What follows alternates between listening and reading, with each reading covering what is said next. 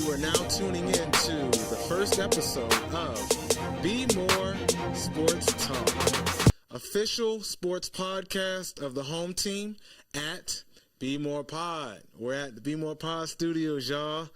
Tubman City, stand up. Baltimore, stand up. DMV, stand up. So I'm your host. I'm the F.L.O. Express. Some of y'all might know me from being behind the boards at BMore Pod, which airs every Thursdays. Please check us out. We're still live. We're still lit.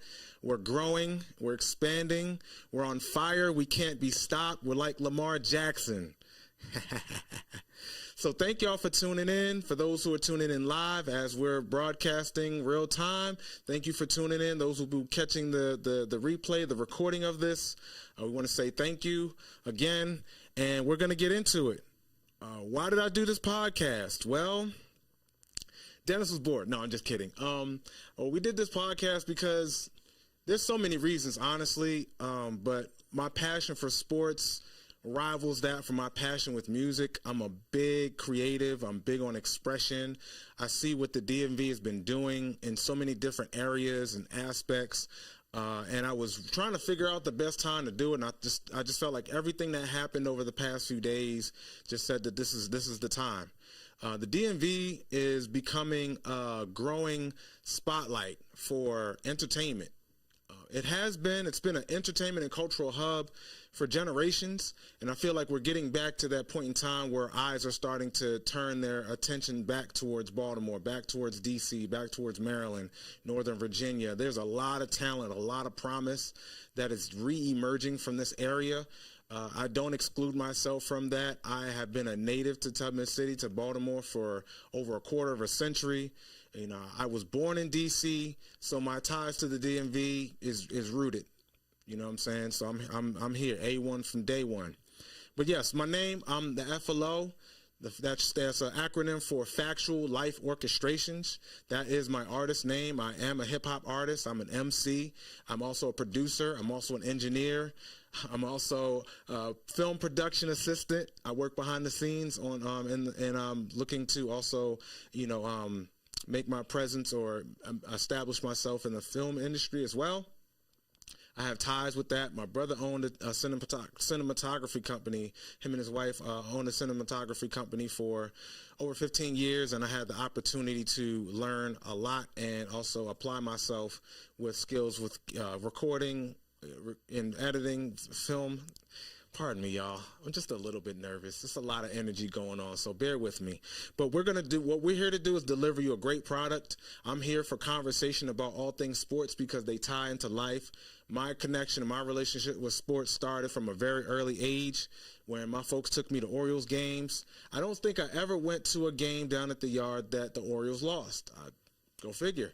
I took my son to a game early this year. It was I think it was one of the games against the Blue Jays. They had a 4-game series. I caught the finale, brought him down there. Jackson Holiday hit a grand slam. My son will not forget that. He's 3 now. As of today, of this recording, he's 3.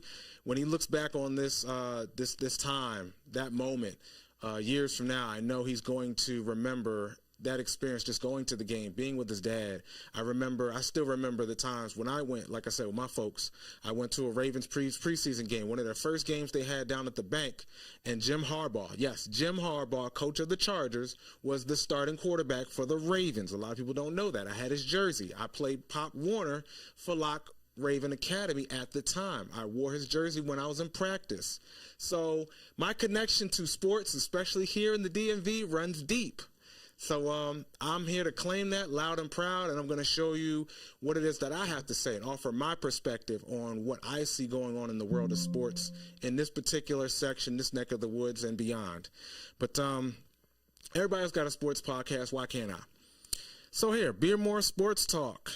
All right. And we're here also to bring you some perspective, some messages, something that ties into all aspects of life, because sports ties into business, finance. It ties into society. It ties into all different walks of life and culture. I can't tell you how many times, not even I'm sure you've bumped into people that didn't look like you, that if you didn't see them wearing a cap or a jersey, or you didn't see them at a game or a sporting event, that you wouldn't have known that y'all had something in common. And that's something that helped to create friendships and relationships that, hold you dearly to this day. So, I call this this is the official podcast of the home team. So part of my home team, my homie, may he rest in peace. Some of y'all may know me from working with Precise Science. Rest in peace to my homie, Rough Mike. Something that may not be so well known is that part of my relationship with Precise Science and Rough Mike is tied through sports. I can't tell you how many times I would go to my homie's house, watch the games, we would chill. It might be something in the air, it might be some tea, you know what I'm saying, or some herbs, and we're just sitting and enjoying the game, just talking junk and slapping high fives, doing push-ups when guys were scoring touchdowns.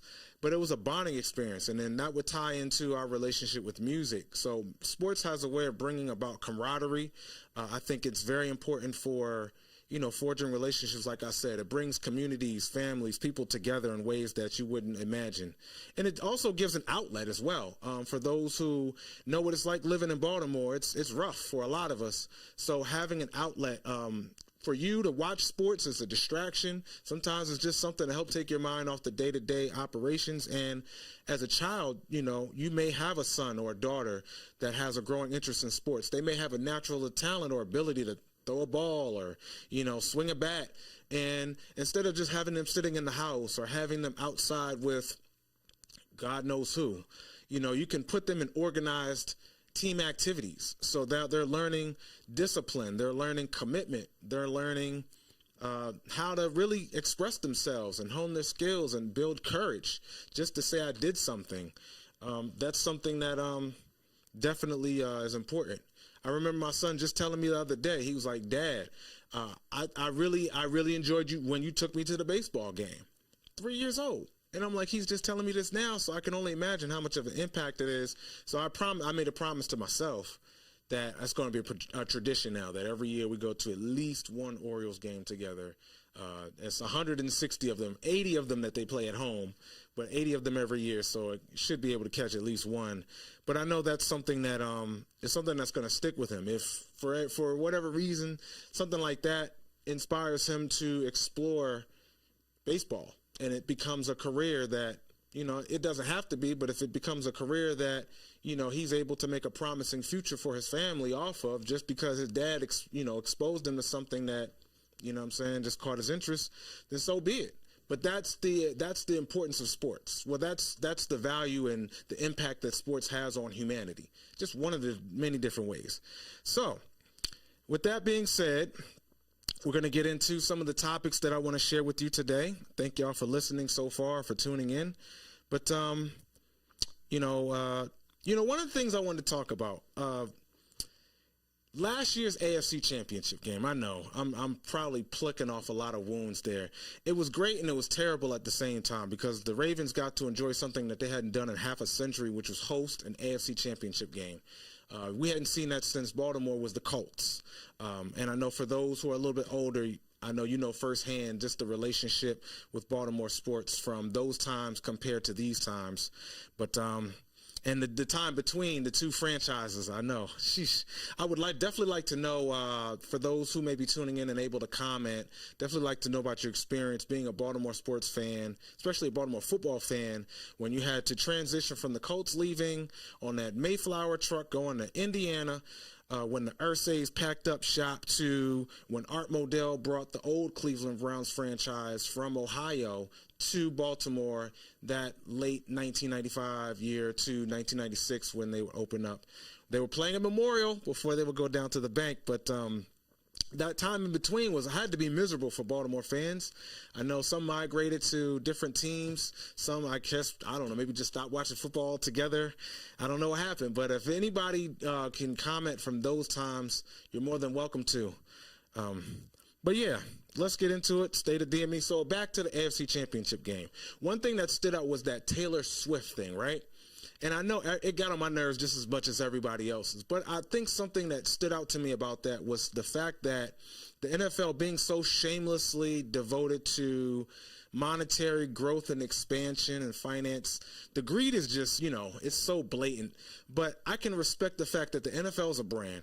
I can respect the fact that Taylor Swift is a brand, because Taylor Swift is now probably the most successful female artist in the game right now. She's a billionaire, multi-billionaire.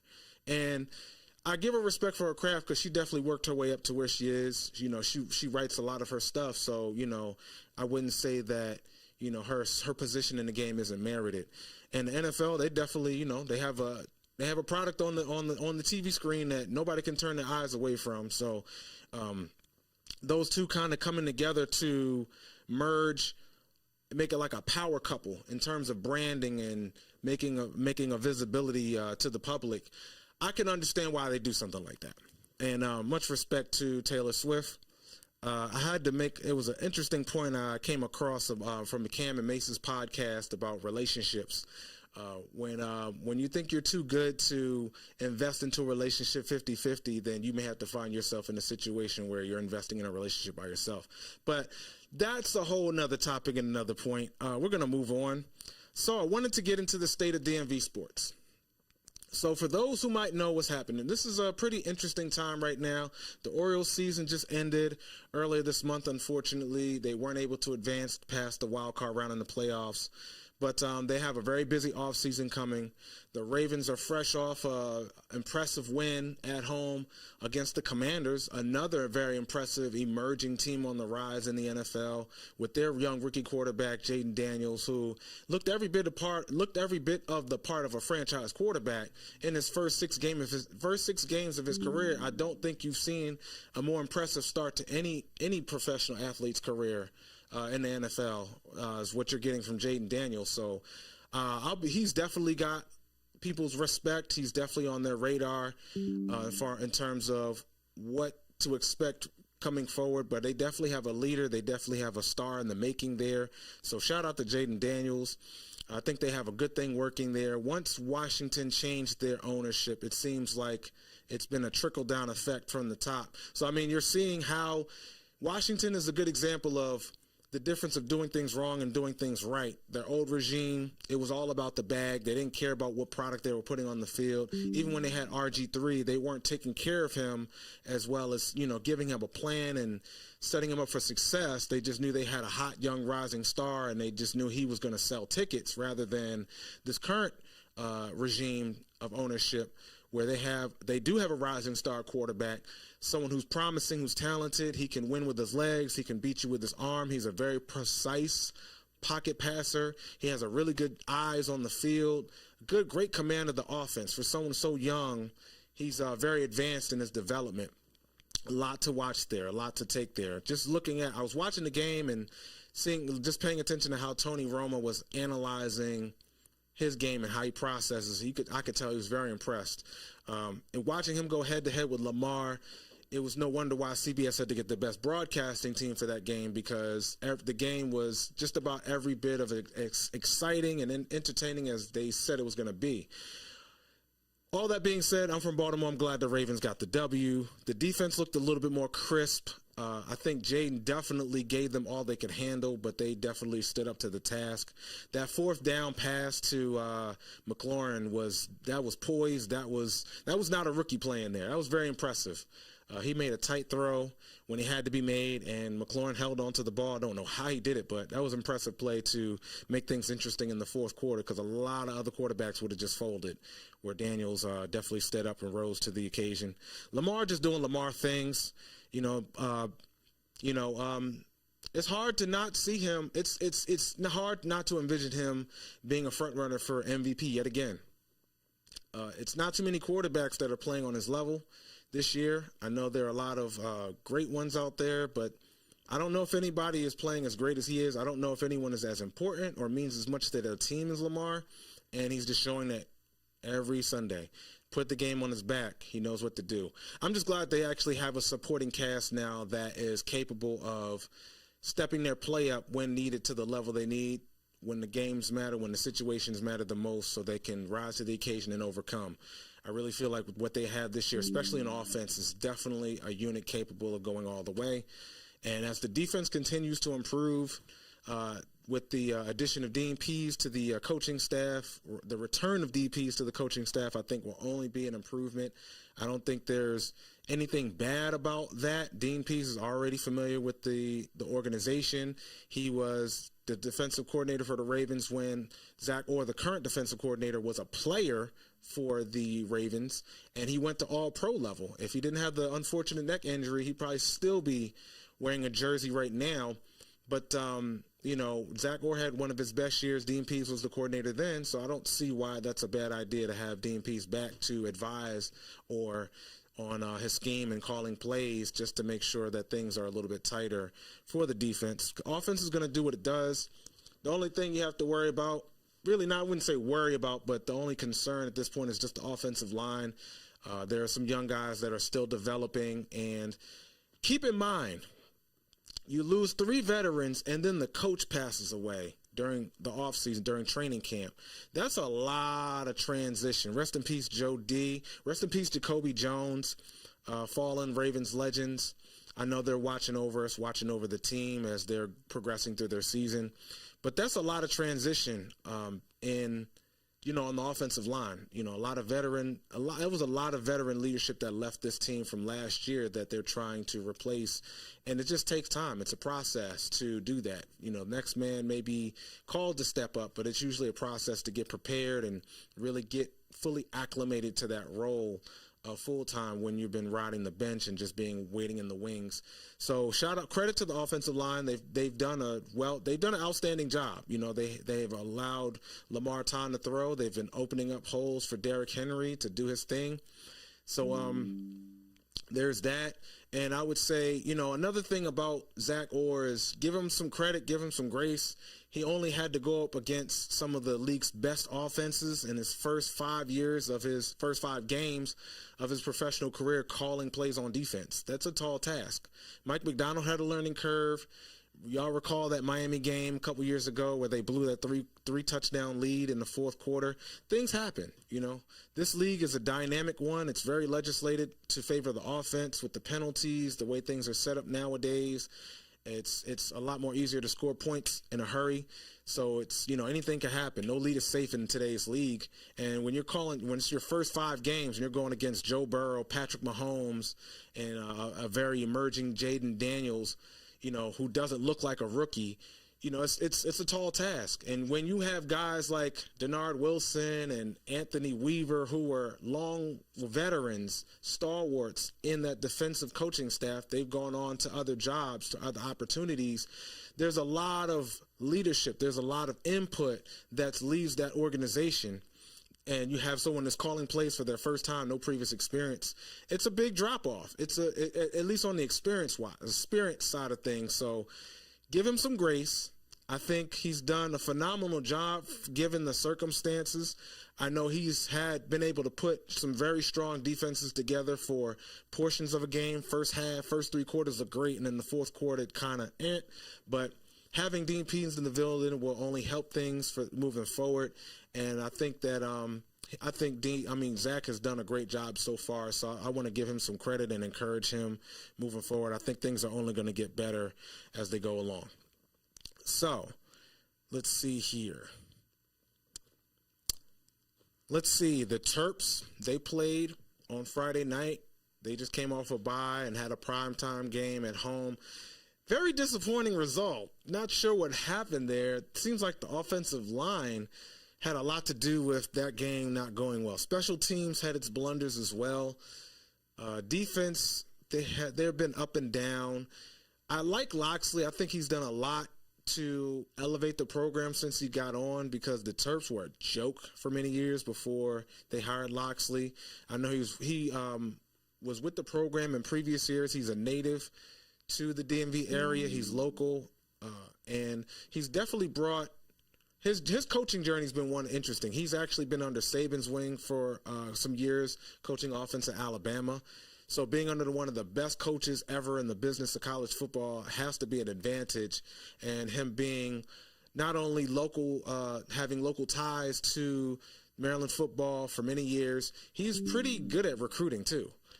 You have to pay attention to that, because year after year, Terrapins players have been, selected in the draft for the past several years. Deontay Banks got picked in the first round, I think, last year. He's been having great games.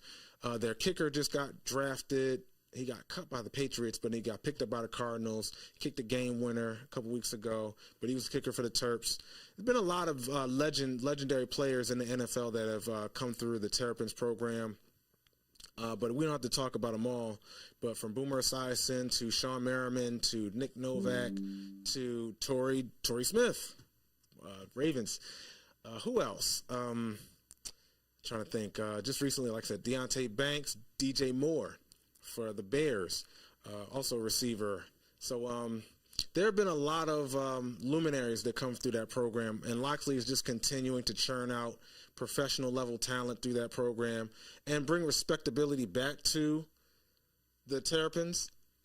It's very tough. They play in a pretty tough conference, Big Ten. You got programs like Michigan and Ohio State, Nebraska, that are stalwarts. But I think the way things have reshuffled over past years might help them to have opportunity to maybe become that team. I know they're trying to take that next step to become one of the best teams in the conference.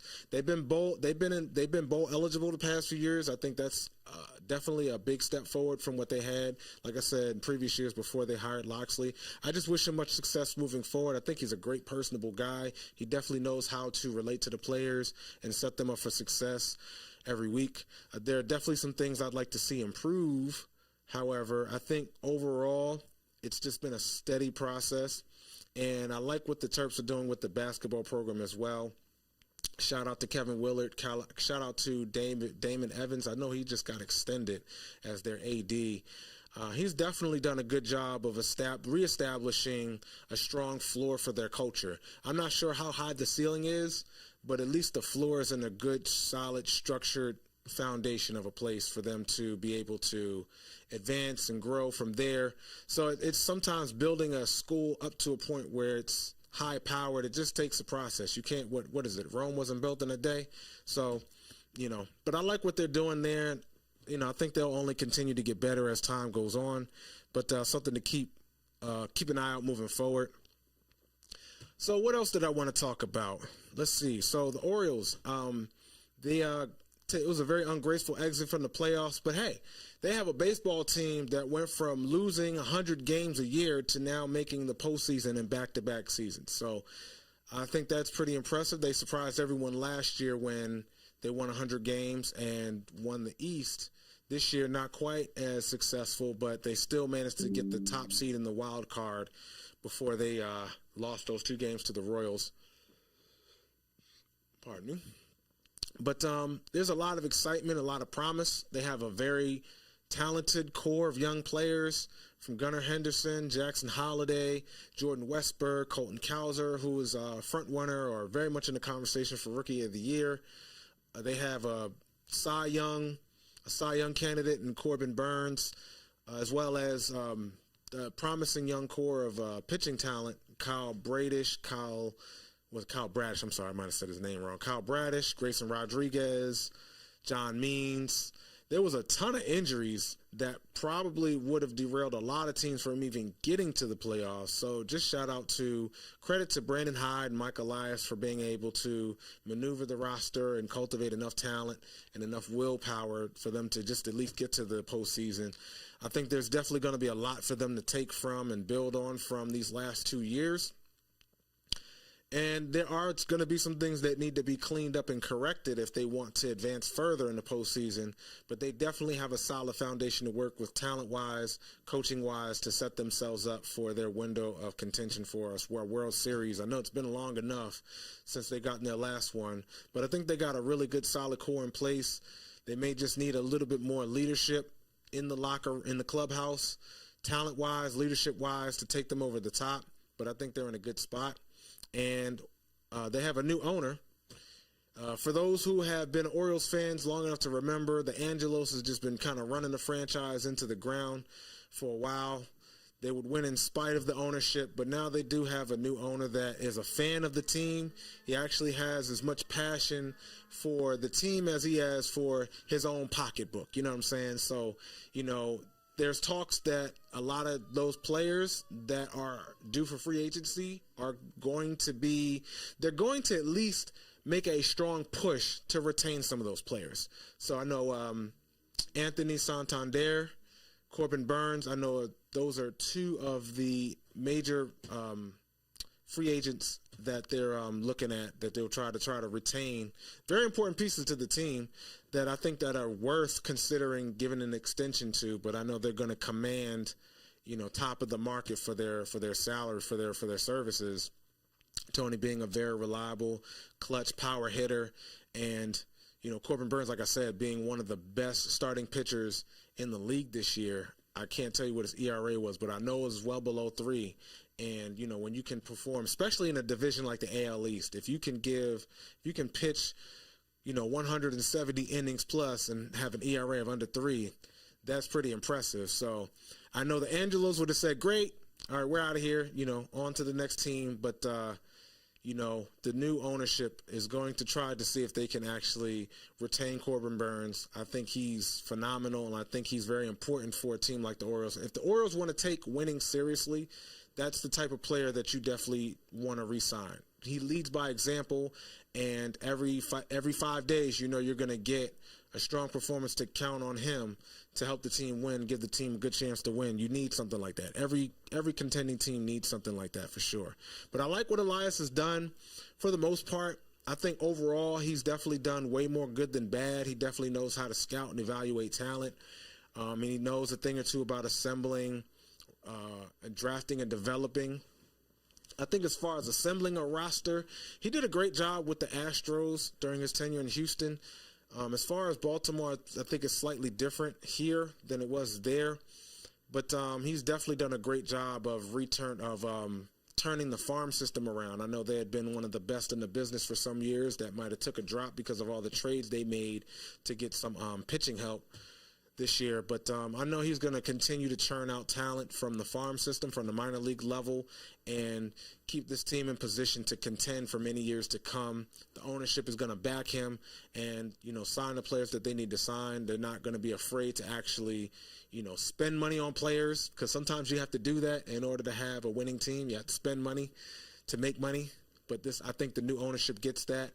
And kind of similar to what you're getting from Eric DeCosta with the Ravens.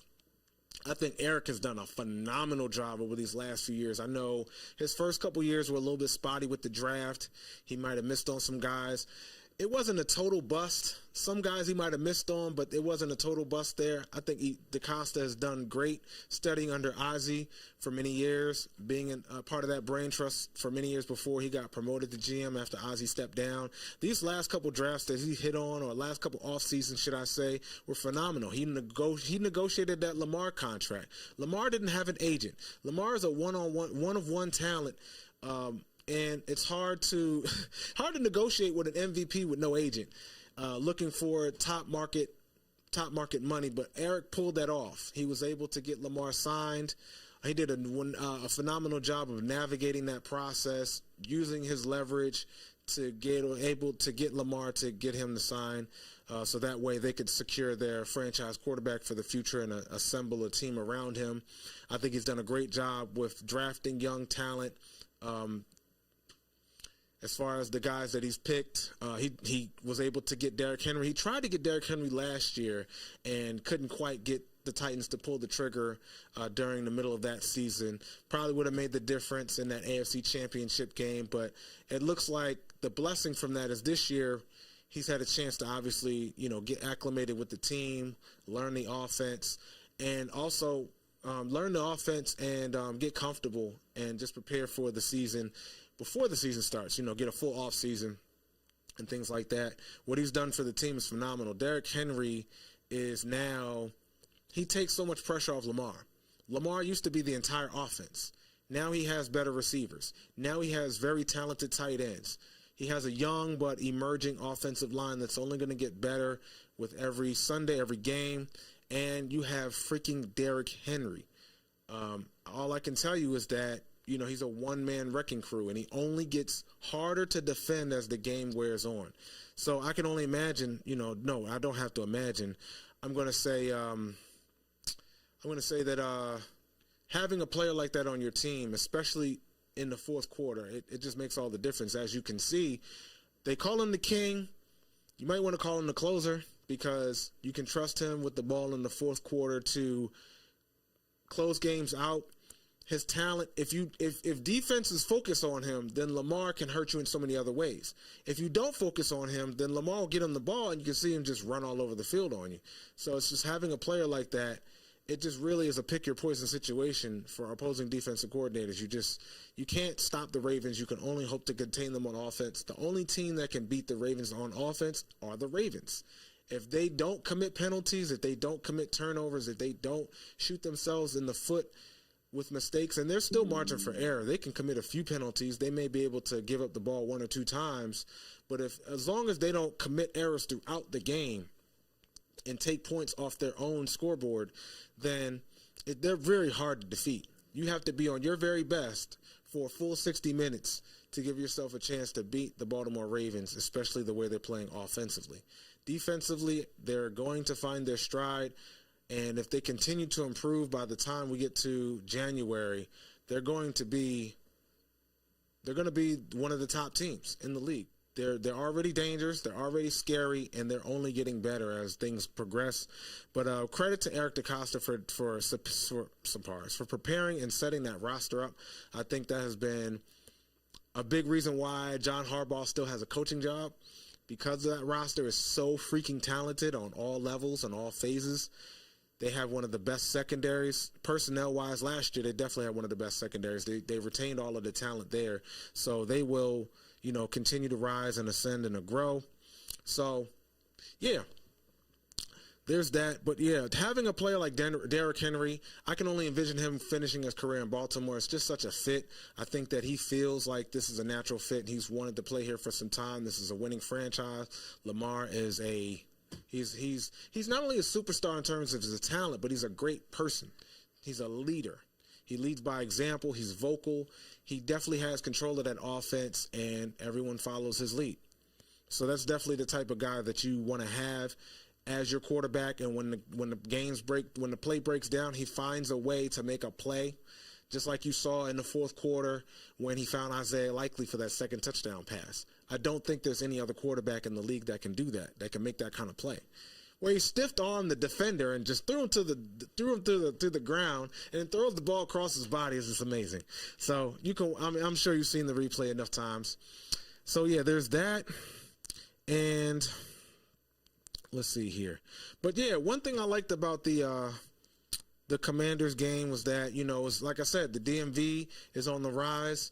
The Commanders are a team that, they haven't been relevant for many years, not since, from what I understand, the 80s and maybe the early 90s when Joe Gibbs was their coach.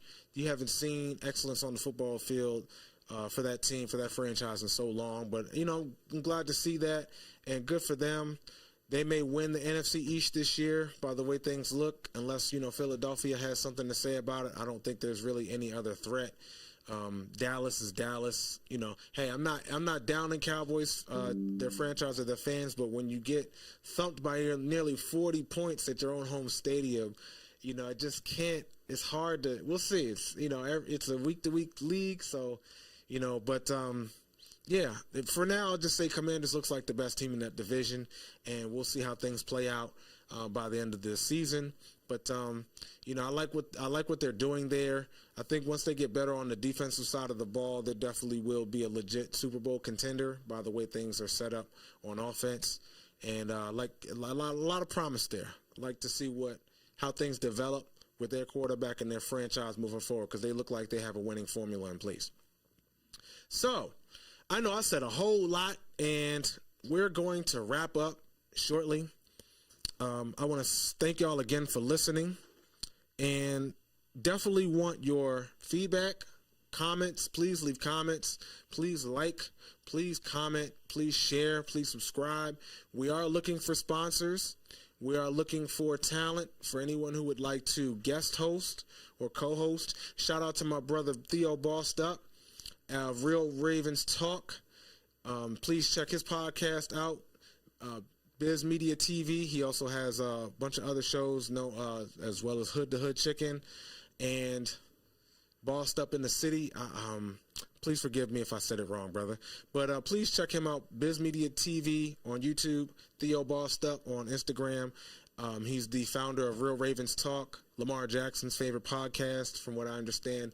I look forward to perhaps having him on the show, and anyone else who would also like to contribute to the show, more than welcome. Please reach out to me. You can catch me on Instagram at the F.L.O Express, THEFLO, no W, Express without the E at the front. So THEFLO XPRESS, the F.L.O Express. I'm also on YouTube, Factual Life Orchestrations, but you can check us out on BMore Pod. BMore Pod on YouTube, BMore Pod on Instagram, and you can reach out to us on our website, BMorePod.com, if you would like to use this space. And if you would like to contribute to the show, reach out to me. My email is also F.L.O. OF of M2M, F.L.O. of M2M, so F.L.O. OF M2M at gmail.com. You can reach out to me if you would like to contribute to the show. Again, like, share, subscribe. And we're looking for sponsors. We're looking for guest co-hosts as well. So please continue to tune in as we give you sports talk, real conversation every week. And look forward to what's going on. What's next? So yeah, we're gonna keep you posted on what's going on. And we want to thank you again. So I just want to give a few shout outs before we wrap up. Shout out to my man Rob. Shout out to all the excellent. Hold on. So I want to shout out to all the rising stars and all the stars and the legends in sports media, especially those in the DMV area. Extra special shout out. First of all, shout out to my man Dennis for, allowing the space. Shout out to my girl Sandy in the back. Shout out to the production team. Thank you so much for making me look and sound as great as I do. Thank you. Shout out to my man Atta. Shout out to all the sports media legends here in the DMV. My man Rob Long. He's been a fixture for almost 3 decades. Just started out as a fan, and now he's on Masson Sports. He's on 105.7 The Fan. He's on the Big Bad Morning Show. He's a big, prominent figure in local sports media.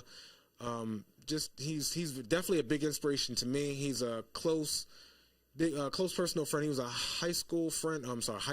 schoolmate of one of my close personal friends, Rough Mike, Reginald Logan. Rest in peace to him. I know they had a close relationship for many years. But yeah, he's definitely an inspiration to me in terms of, how he came up in the, sports journalism game. He's a very big figure, figuratively speaking, but a bubbly guy, very professional. He knows his stuff, but he's just a humble dude, but he's a great personality, larger than life. I wish him all the success. Shout out to Cordell Woodland. I think he's a rising star in local sports journalism. He's from D.C., but he does a lot of work here in Baltimore with the Ravens, also on 105.7 The Fan. Shout out to Terry Ford. I've seen some of his shows on the air as well. I think he's a great on-air personality on the radio. Great guy, great personality, funny as heck. Shout out to Tony Lombardi with Russell Street Report. I read his articles all the time. That's where I get a lot of my information from about the Ravens. Shout out to Rockabacco. There's many more names. Jeremy Kahn, Bob Haney. Pretty much the whole crew at 105.7 The Fan, Luke Jones at Nesta Aparicio. There's a lot of sports media legends that I want to give y'all shout outs to, and just continue to do your thing. Y'all are inspiration to many. I know the next generation of sports media are looking at y'all, learning from your greatness and preparing themselves to kind of model themselves after you to, kind of bring on the next generation of greatness in sports media, especially coming out of Baltimore, out of Tubman City, and out of the DMV. And on that note, I want to say thank you so much for tuning in. Y'all have listened to me for, I don't know how long, maybe a whole hour and change. Thank y'all so much. But tune in. We'll be back for next week's broadcast. And until then, this is BMore Sports Talk with the F.L.O.